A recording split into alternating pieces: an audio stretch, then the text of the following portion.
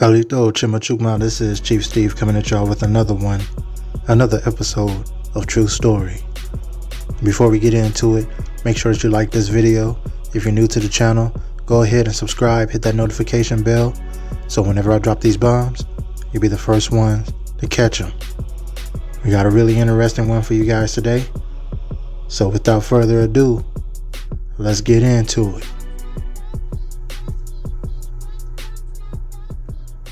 Halito family, Halito. This is Chief Steve, back again, coming forward with the true story. After a bit of a hiatus, I was in the process of upgrading my devices.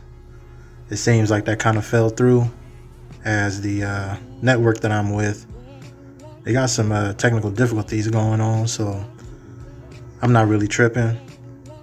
We're not gonna delay anymore bringing this true story out, especially after some of the nice things, or should I say the interesting things that I've ran into, on the internet. So yeah, today we are talking about the real indigenous people of Mexico.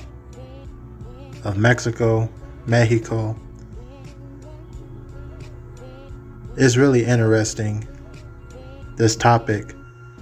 A lot of people don't know that we have a lot of indigenous people down in Mexico, and a lot of them look like you and I. And of course, there's different shades and tones of copper.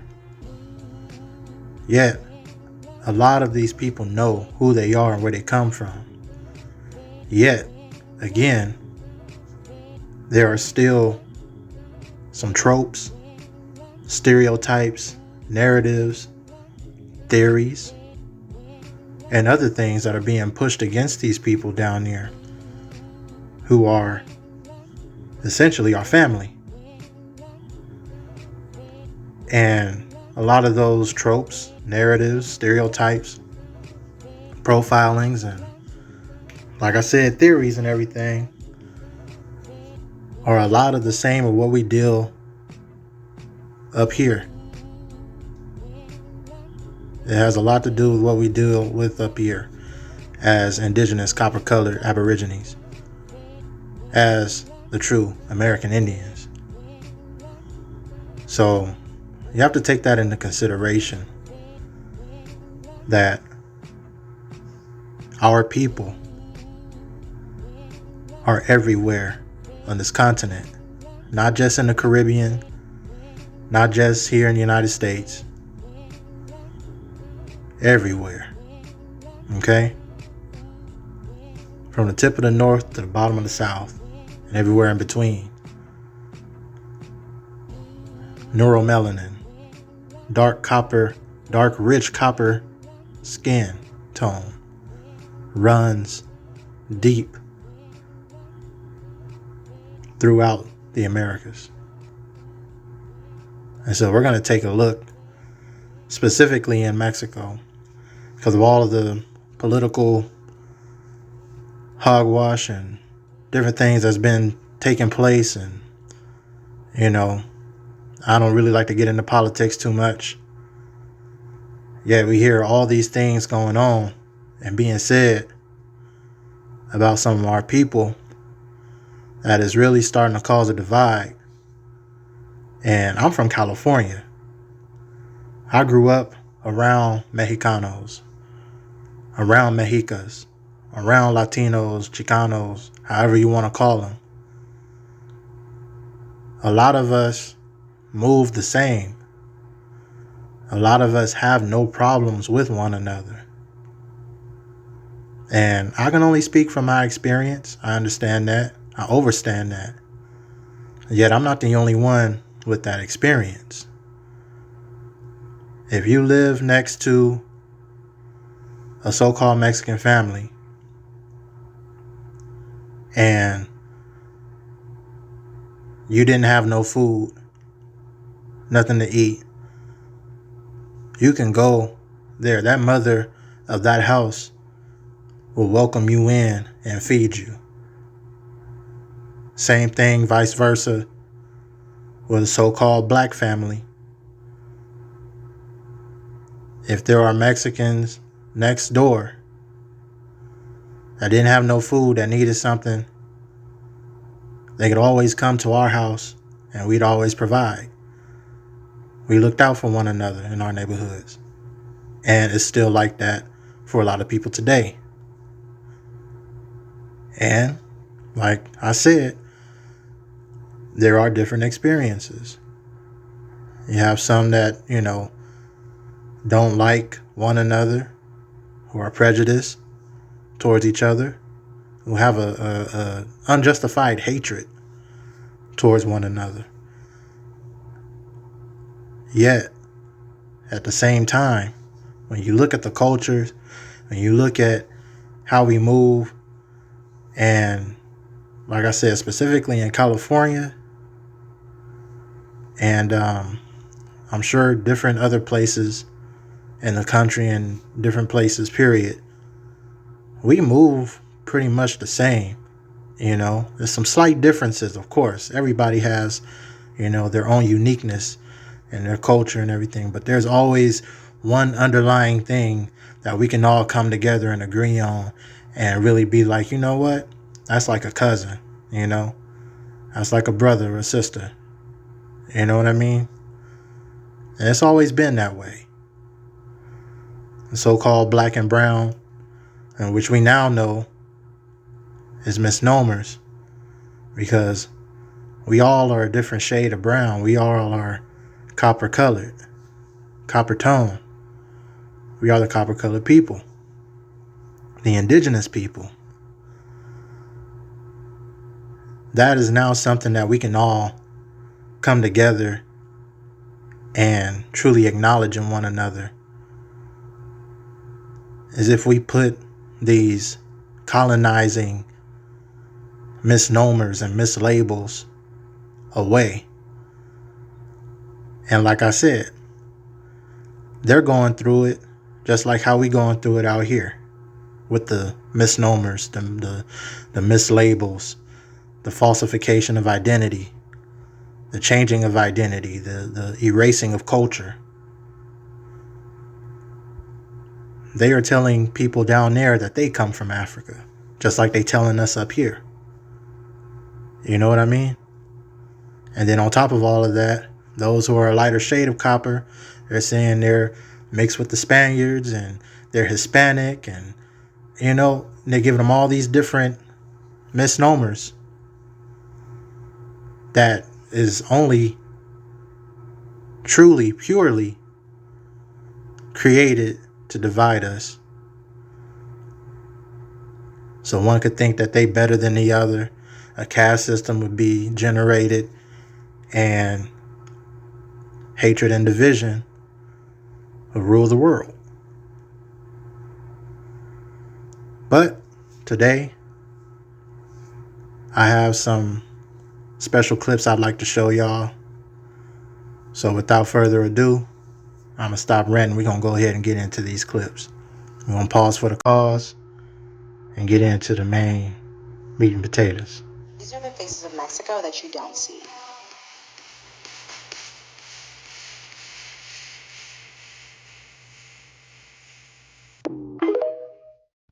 My Afro-Indigenous family in Oaxaca, Mexico.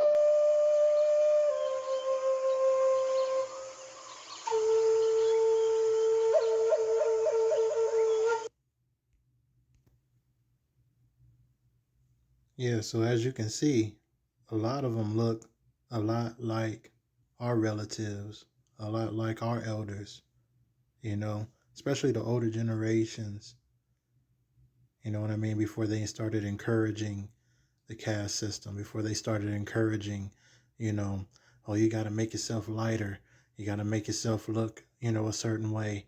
And I mean, it's just like how they doing us out here.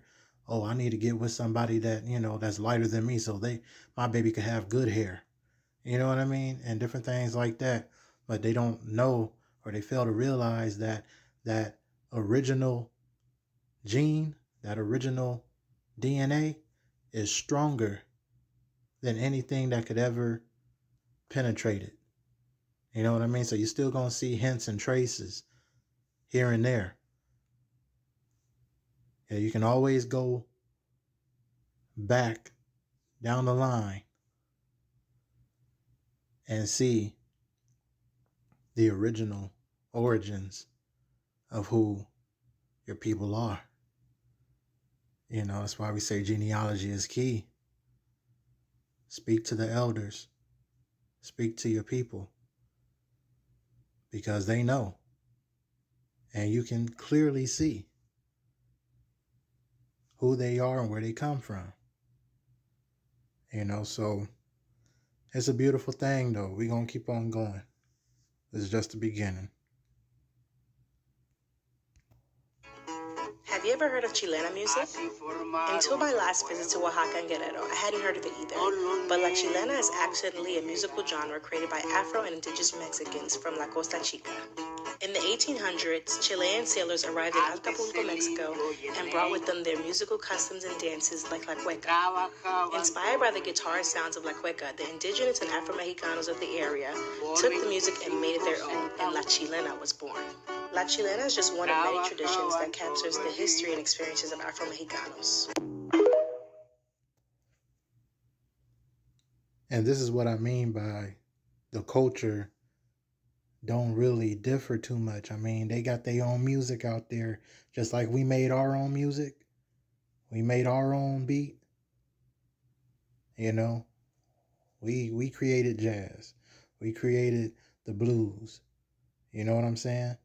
Nobody had to bring that to us. We just naturally had it in us, in which that's what I'm feeling the same with this genre, with this music. Now, La Chilena, when you look up what Chilena is, it's of Chile. So they say, you know, it comes from Chile, you know, which is also a highly indigenous country within the Americas, you know. Yet and still, they made that music their own, you know, and they call it La Chilena.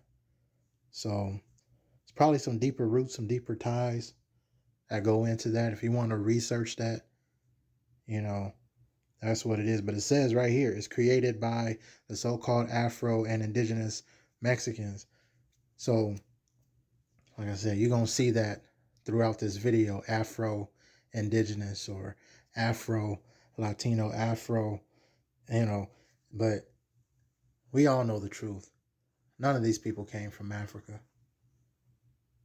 There's nobody in Africa that looks like these people. These people are their own. They have their own phenotype. And even if the phenotypes were somewhat the same, these people know who they are and where they come from. It's not a big, you know, it's not a big mystery. You can simply go down the lines, like I said earlier. Do the genealogy, do the research, and you see that a lot of them, a majority of them, have been there since the beginning. Since the beginning. Okay? Like how beautiful these people look. And if you saw them out here, you would have thought, oh man, this is, you know, if you didn't hear them speak, didn't hear that accent, or you didn't hear, you know, a different language, you would think that they were so-called black. That's why I say we got to get rid of these misnomers and these false labels. But we're going to go ahead and keep on going. I just wanted to point this out, though. They're making their own music. They have their own way of doing things. They're moving different. They're creating and trailblazing their own culture out there. Just like what? Original people. Just like how we do as original people out here in the U.S. So, you know, salute to that. Let's keep it moving. The comal is a 3,000-year-old cooking device created by the Aztecs in modern-day Mexico. It's a staple of Mexican cuisine, and many travel miles to uncover its magic. For some, mastering the comal takes years of work, but with proper training and the right tia by your side, you too can uncover the comal's magic.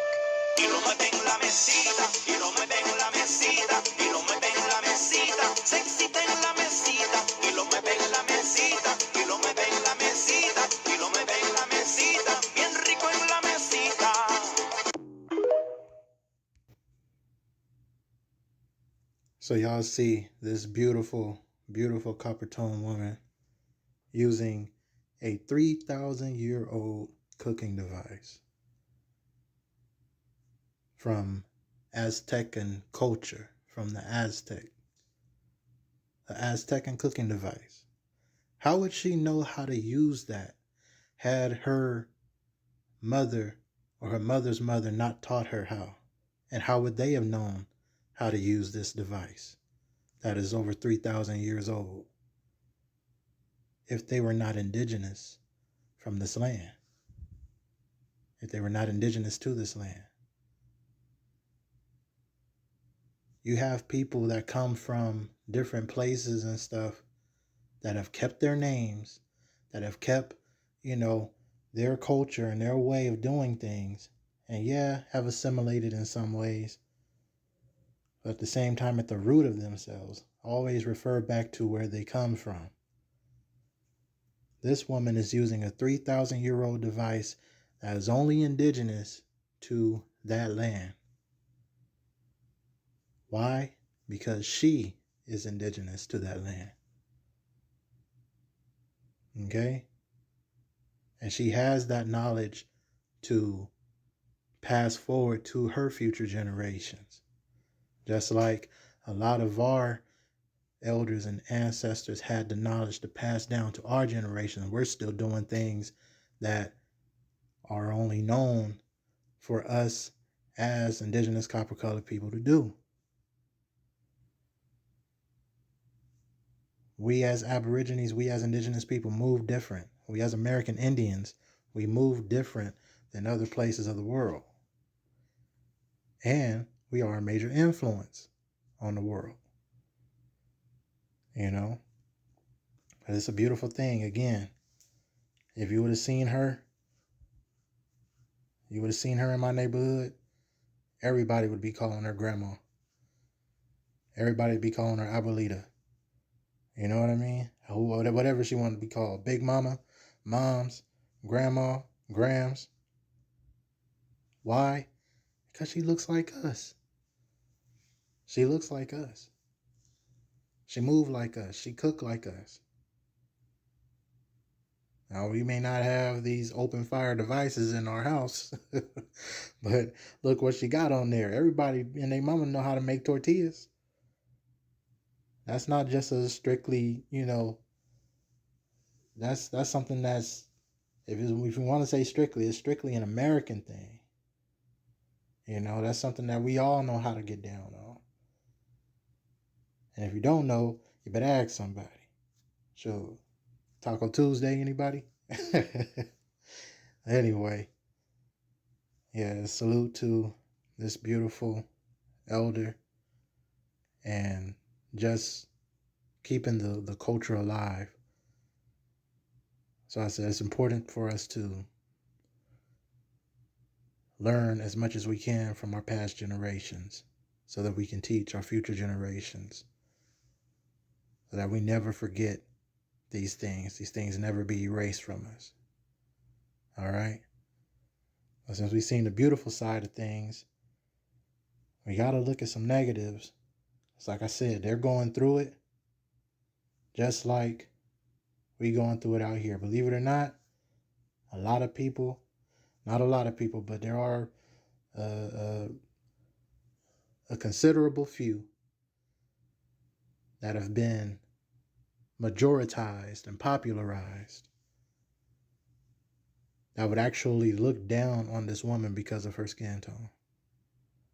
Look down on this beautiful soul because of the way she looks, because she resembles the original people and not the narrative or the image that popular culture wants to push. And we have some testimony to some of those things. We're going to go ahead and get into that into this next segment.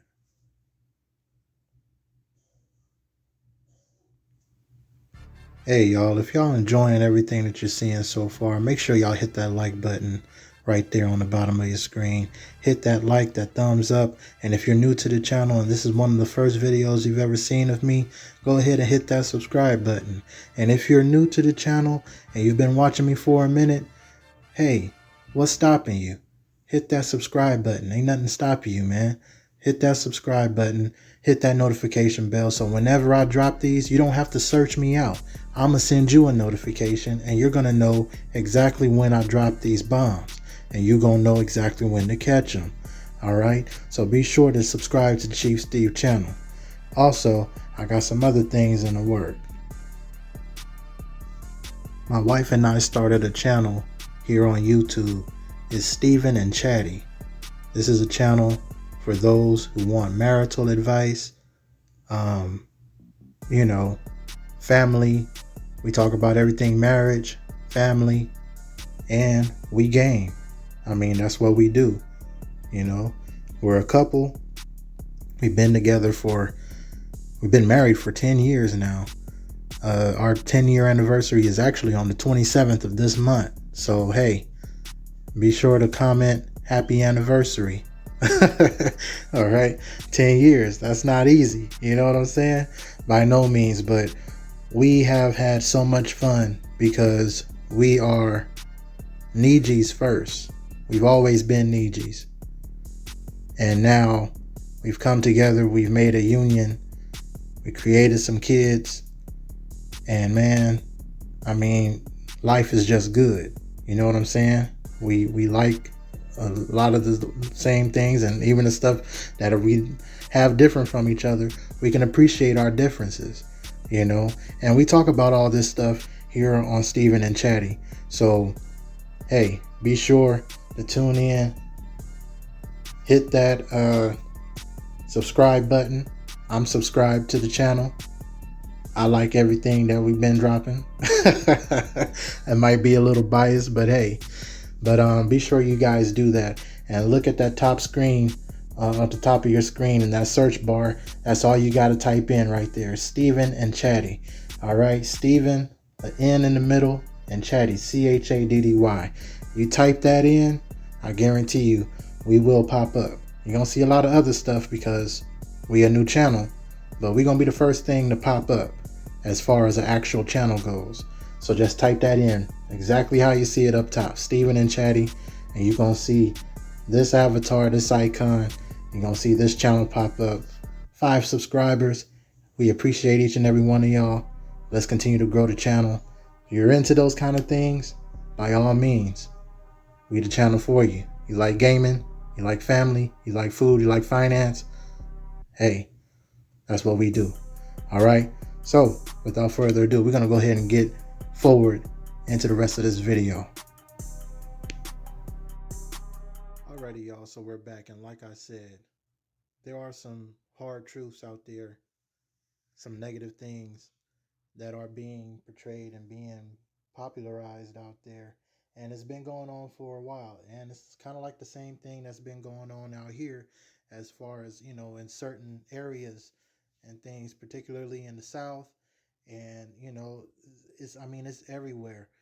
But something that we as original people, as dark copper tone original people, indigenous people, what we go through, and which is it's the caste system, and just like we go through it up here, they are going through it down there. And some can say they even have it worse than us because it's something that is encouraged in a lot of ways. And this brother right here is going to go ahead and share his personal experience about what he's dealt with as a dark melanated copper toned Mexicano, trying to get the right terminology. If anybody knows, because I know it's different terminologies and stuff, but we just gonna say American Indians because they are indigenous to this land. All right. So without further ado, We're going to get into it. When I was a little kid in Mexico and a new baby was born, if they were born dark, this is what I heard. Ay, está negrito, pobrecito. What is that saying? Poor you. Dang, that's tough luck for you. You have a dark-skinned baby. But whenever one of my little cousins was born light-skinned, ay, mira, está abuelito como un angelito. What is that psychologically doing to you? Teaching you that what? To be like an angel, you have to be white. You have to be light-skinned. Whenever we see pictures of Jesus and angels, what color are they? White. White. Heaven is filled with white people. God and the angels are all white. When have you seen a black angel? Let's be honest. So what does that teach you psychologically? What does that teach you?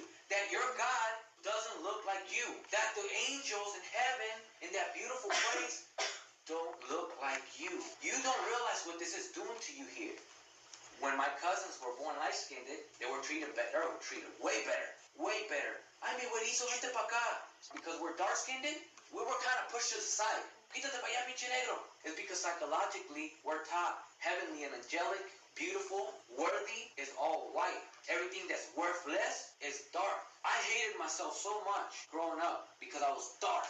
You know what I used to do to anger my mother? Because she was ashamed that she had a dark-skinned kid. She was dark too. My mom was dark. My father was dark. So all her kids were Indios like me. Because of that, all of the other cousins are light-skinned. So her siblings, because they married white people, they ended up having light-skinned kids. Dang, I ended up with all the ugly kids. So to piss her off, I took my shirt off and I stood in the sun to get darker because I knew it would piss her off.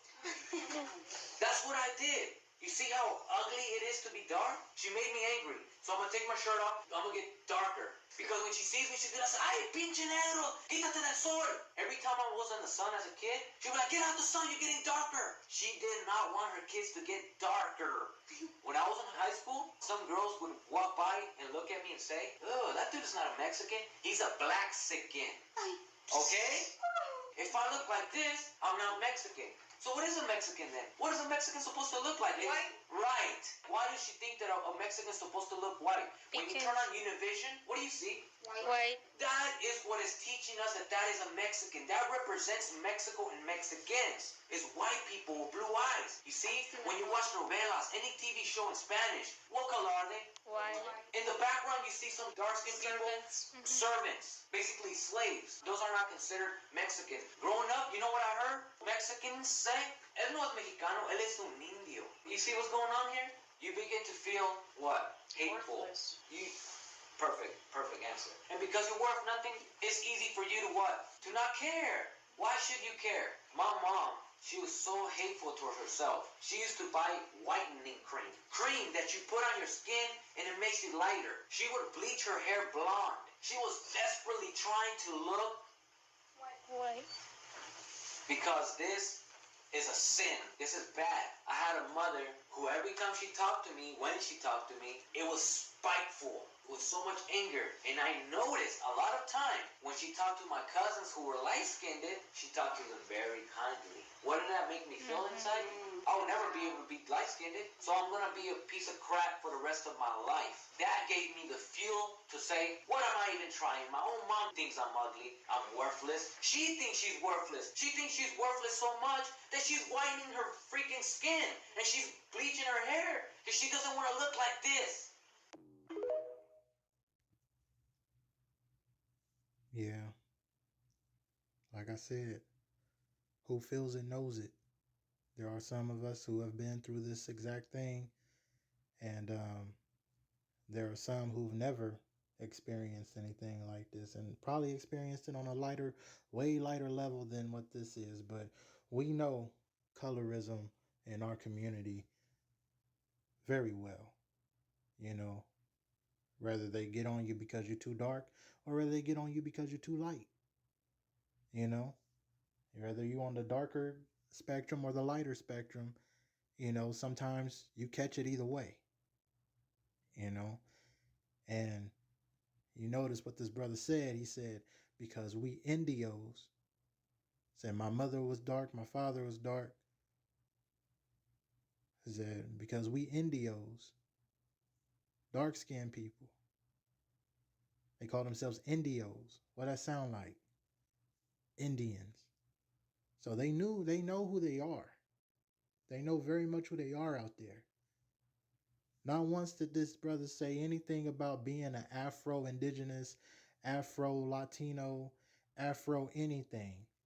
He knows who he is. His people know. Yet, they were taught to hate themselves. Just like our people are taught to hate themselves out here.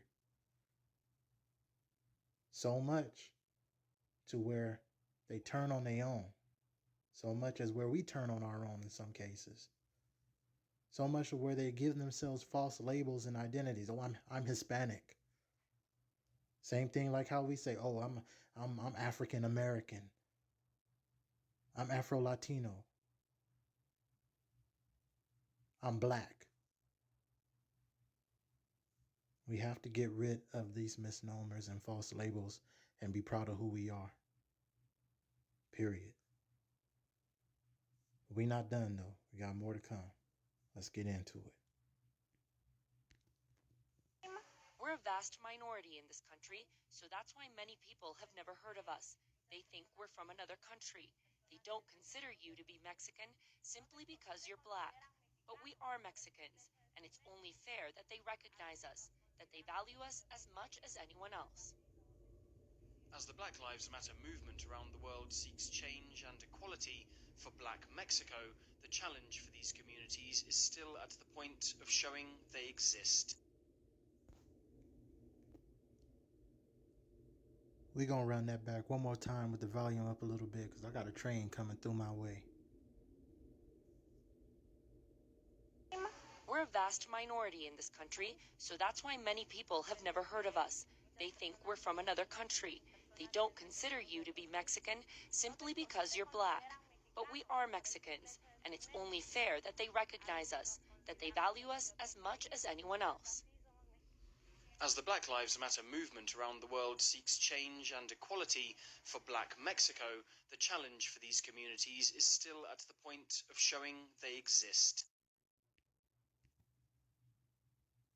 So yeah, again, these misnomers, these false labels, they have them thinking that they're black.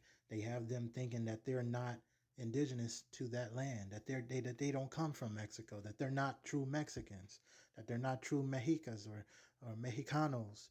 You know, they making them feel like they don't belong there.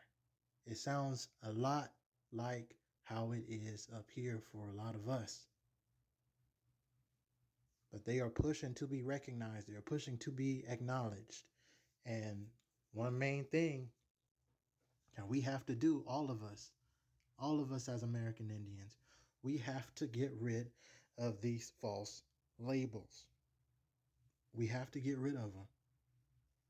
We have to kill the misnomers. We got to kill them off. We have to kill off these false labels. We have to destroy these misnomers. They're keeping us in a box.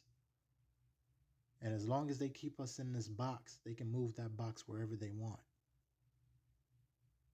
But when you recognize your true identity and you recognize who you are to this land,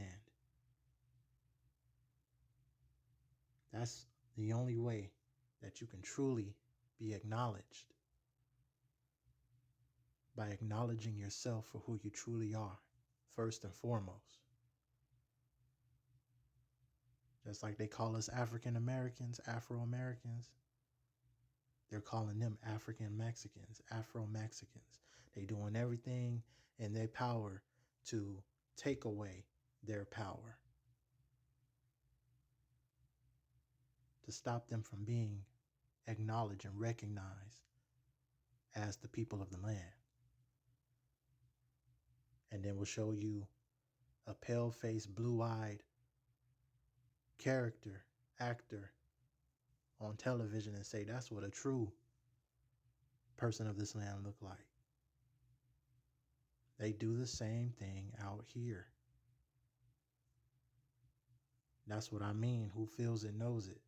That's what I mean. A lot of us going through the same things. some worse than others. But we all moving in the same way. We are pushing for recognition. We just have to do it a better way by recognizing and acknowledging the truth. All right, so I got one more clip for y'all and we're going to wrap it up. When I was learning who I was so excited to know pretty much where I come from. That, hey man, listen, this whole time we thought we were Mexicans, and although technically we are, there's something deeper to just being Mexican. So when I was learning the history, I remember I thought that if I shared it with my mom, I would perhaps awaken something in her and perhaps also help her develop pride in that. So one day I sat with her and I said, hey mom, I was doing some research and I was finding out that we people from where we're from, we were known as Chichimeca. And she looks at me and she says, huh? It's like, yeah, we spoke an indigenous language and we're indigenous people, mom. And she says, no, we're not. I said, mom, what do you mean? We're indigenous people. And she says, ¿estás pendejo? I said, then what are we, mom? And she says, somos mexicanos. Like, yeah, I know, but ethnically, we're Mexicans because we're born there. Sure, I got you. But ethnically, what are we? And she's so puzzled. Somos mexicanos, mijo. Yeah, mom, but that's our nationality. We're just born in Mexico, sure. But ethnically, mom, what are we? She looks at me, she says, no sé, pero no somos pinches indios. And that's when I realized, you see, it's worked. The plan and the efforts of the colonizer have worked. We are ashamed to be what we're supposed to be. Or more accurately, we were taught to be ashamed of our origins. So now we have a bunch of people talking about, yo no soy un pinche indio. And then we refer to people of Oaxaca, Oaxaquita. See, all these things begin to make sense to me. Everything begins to make sense. Now, me thinking back on when I was a kid and my dad used to call her pinche Oaxaquita fea.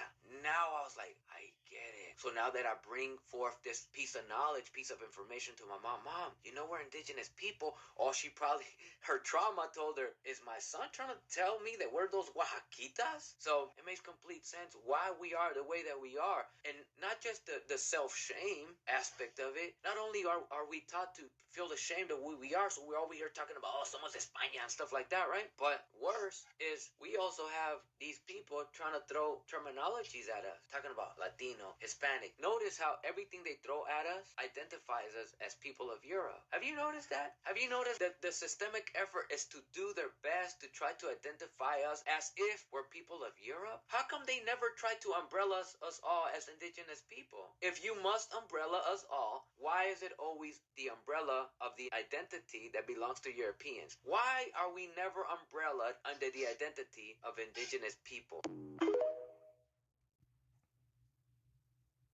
Boom, y'all. He hit it right on the head. Why can't they just call us all indigenous people? That's because if they acknowledge us as indigenous people, they will truly acknowledge the fact that those that they want to keep down are the ones who has inherited everything that they want, that they've stolen. They don't want us to have what we have naturally been given. And you already know why. And you know who they are. And it's not everybody. It's a chosen few who push these policies, who push these different narratives, who push these different theories that keep us from our true identity. But now in this new age of information we have come into, we are here and we are acknowledging who we truly are. We've always been here. And one thing that he said, like the last brother said, Indios. They know that they are Indian. They know that they are American Indian. They know that they are indigenous people. But the trauma of self-hatred has developed over the generations and have caused an erasure. But we have the pen. We've always had the pen, that creative mind. And so now it's time to rewrite our story, our true story, in the way it ought to be told. So I commend this brother right here, Ricardo Ignacio. I appreciate you, bro, for standing on your truth, standing on the truth, standing on business, and doing your part for your people out there.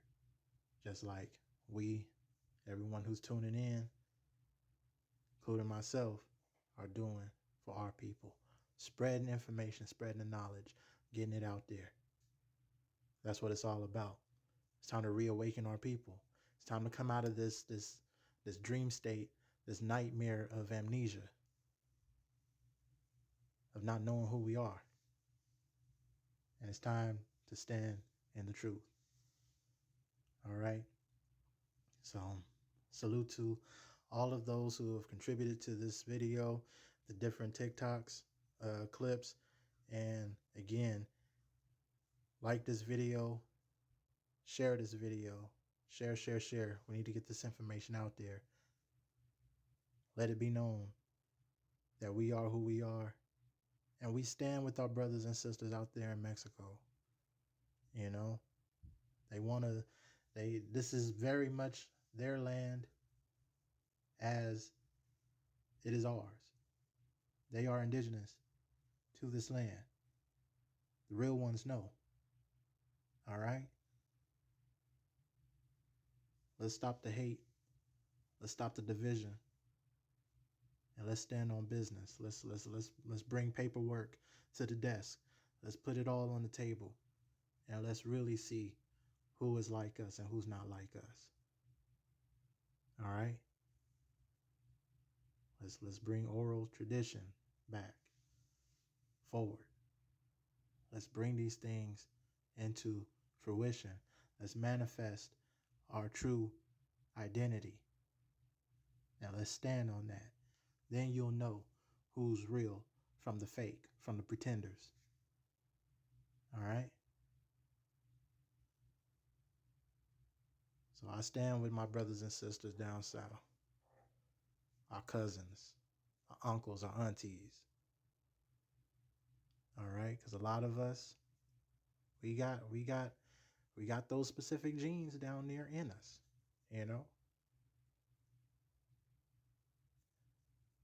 We all family. Those who know, know. All right? So I'm going to stop holding y'all up. I appreciate each and every one of y'all. Tata Kista, I cherish you all of my brothers and sisters, all spectrums, from the lightest copper to the darkest copper.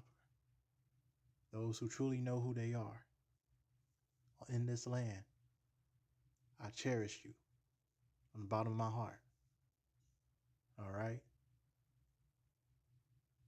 Yo, Koki, thank you for watching. We'll see you next time.